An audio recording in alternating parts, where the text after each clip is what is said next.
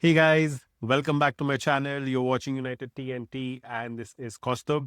Today's video is all about our performance against Aston Villa at Old Trafford yesterday.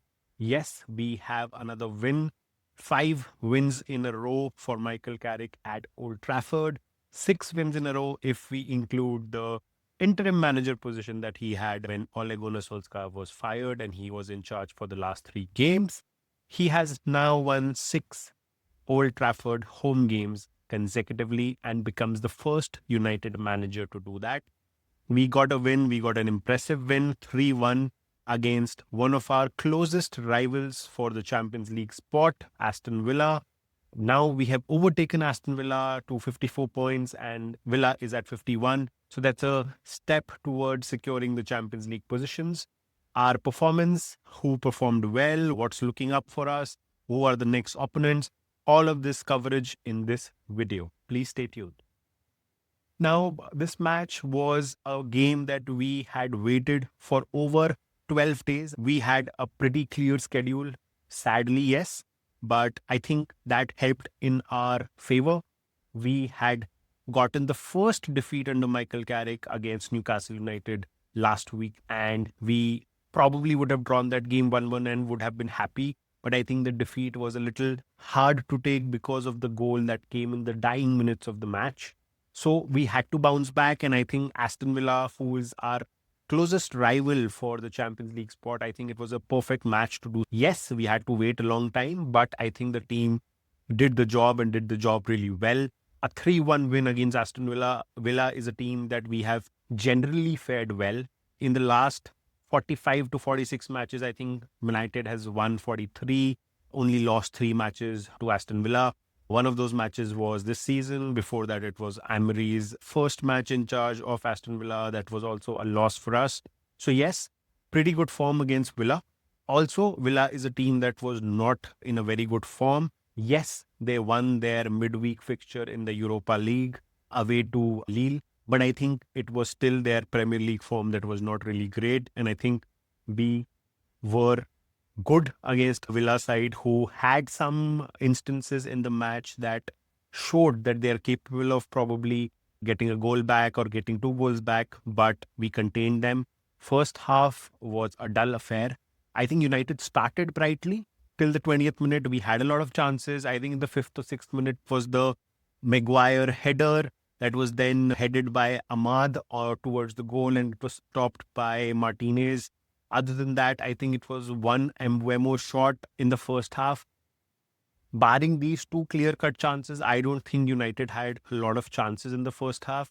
Neither did Aston Villa. For the first 20 minutes, I think it was an even game where United, being the home side, were dominating. Aston Villa wanted to sit deep and take the sting out of the game. And I think they did that beautifully, because after the 20th minute, the game had become a little dull. United wanted to create but could not. Aston Villa was sitting deep and protecting what they had. Ollie Watkins had a couple of chances one-on-one in the first half itself, which I think Euro tackled well and got us out of that corner. But other than that, first half was a very dull affair. But starting of the second half, I think United came all guns blazing. We knew that it is a home game. We knew that it is a rival that is for the Champions League spot. And I think the team turned up more in the second half. Yes, we had a bit more of the energy because we had not played a game for the last 12 days. Villa, towards the end of the match, were becoming leggy because they had a game against Europa League opponents this midweek. So yes, second half, United started dominating. And I think Bruno Fernandes, the corner that he took, and Casemiro scoring the first goal, what a beautiful header by the guy. His celebration tells it all, that he wants to make sure that he gives 100% of what he has before he leaves the club. So a fantastic corner kick from Bruno Fernandes, and a killer goal, a killer header goal by Casemiro again. This is the 6th time that he has scored a header this season. And in total, he has scored 7 goals. Out of those, 6 are headers. So phenomenal feat for Casemiro as well. Post that, I think Villa got a little jerk and they started playing really well. And that's how their goal came, the 1-1 scoreline that happened, Ross Barkley scoring. I still feel that there were two call-outs in the Aston Villa goal. One was the Tyrone Mings handball before the goal came. And obviously the second one was Tammy Ibrahim probably brushing the ball when it was going in the goal as well. Yes, VAR did check it and it was cleared, but it was a very close call. I think if the goal would have been disallowed, Aston Villa would not have had a problem as well because it was that close. But yes, they got the goal. It was 1-1. But somehow that feeling that when we go level or we go behind, it's the end of the game, that sinking feeling that we had for the last 1.5, 2 years, and especially under Amorim, I don't think I had that yesterday. I somehow knew that even though it's a 1-1, 20 minutes to go, I think we will get a goal. And we did.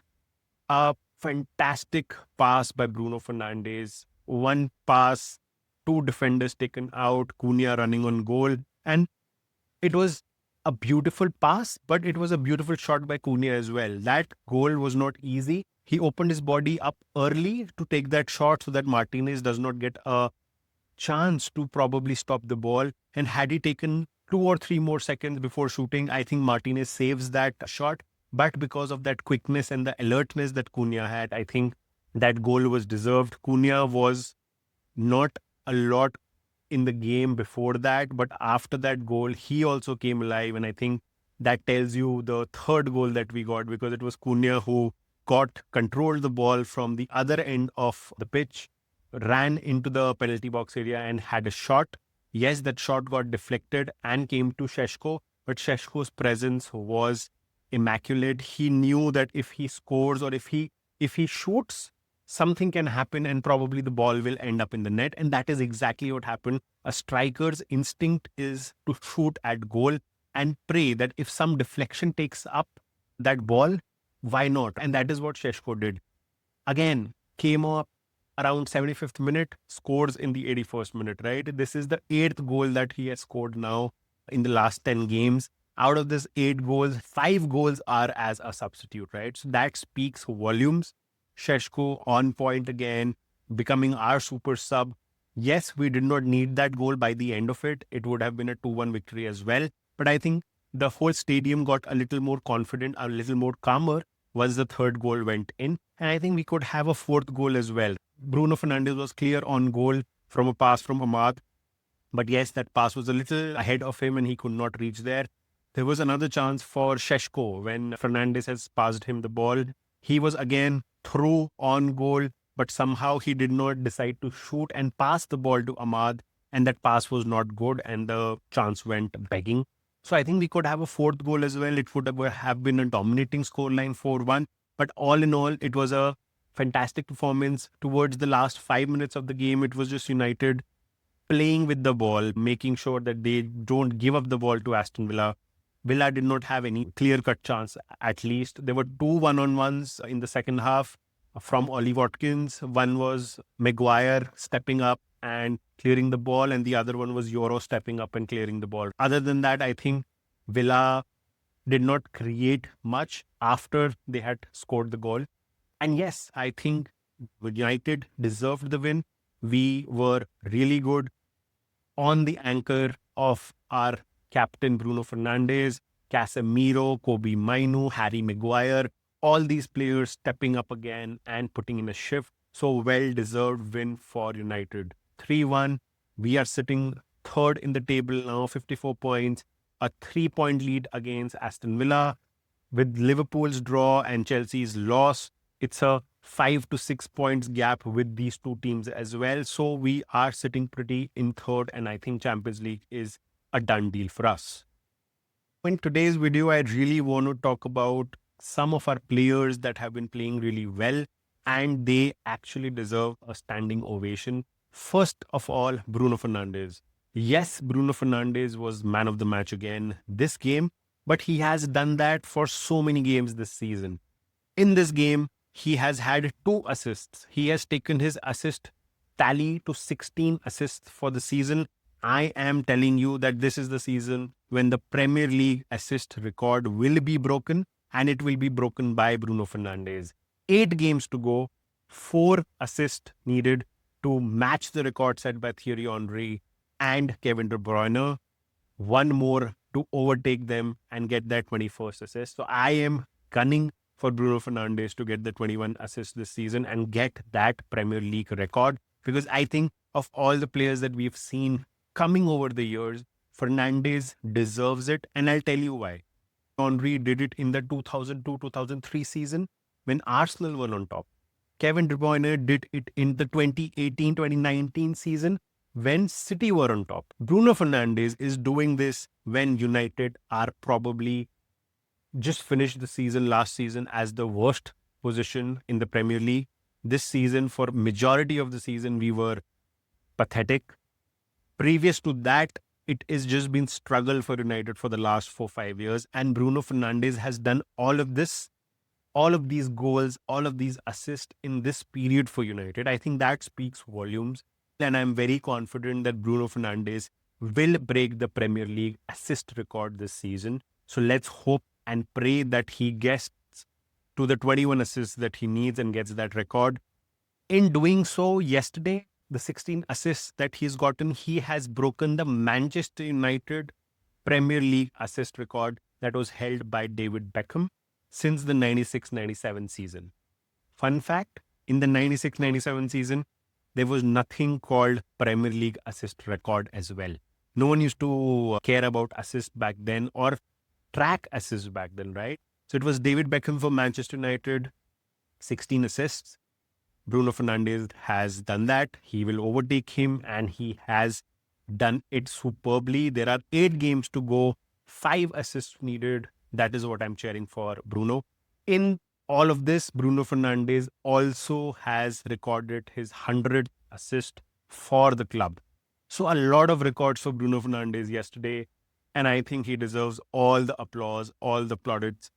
He is a player that has transformed himself since Ruben Amorim has left. Even when Amorim was the manager, Bruno Fernandes was the ticking heartbeat of the team.